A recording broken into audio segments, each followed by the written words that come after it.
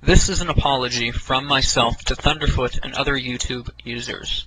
I confirm that the contents of this apology are true and accurate.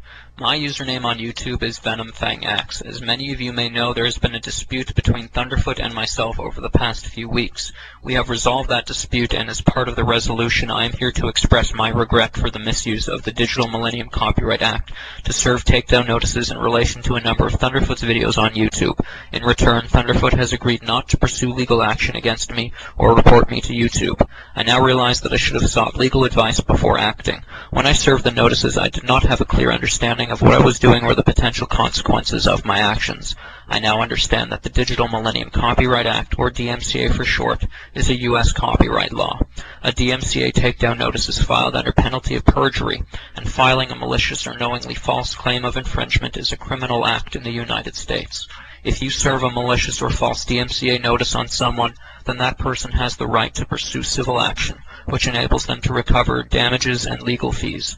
These are potential legal consequences of misrepresentations in a DMCA takedown notice.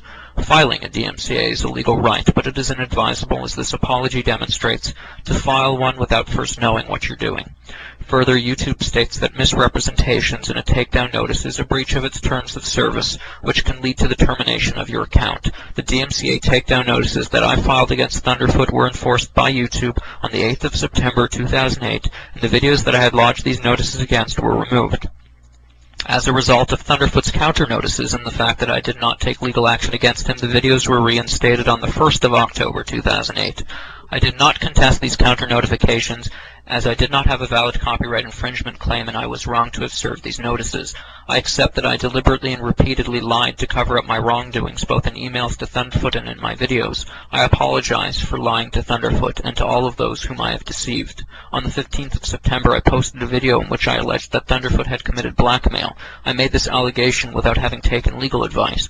I now accept that I was wrong to have made this allegation, and it was and is totally without legal merit. Again, for this I apologize to Thunderfoot.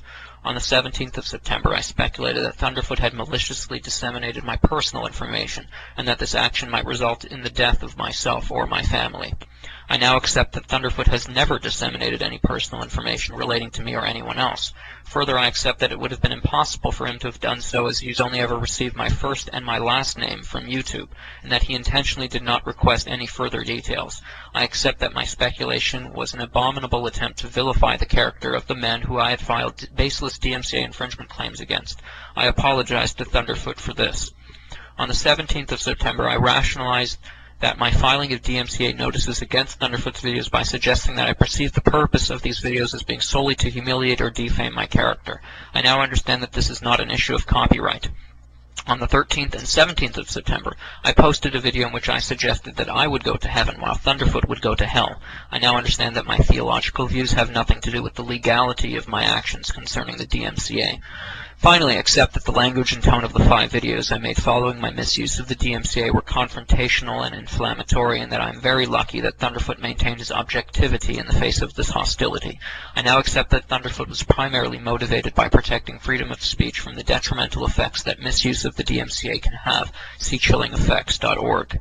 I now understand that my misuse of the DMCA was essentially stepping on free speech rights of others, and that this was both antisocial and unlawful, and I was wrong for doing so. I apologize to Thunderfoot and to anyone else affected by my action.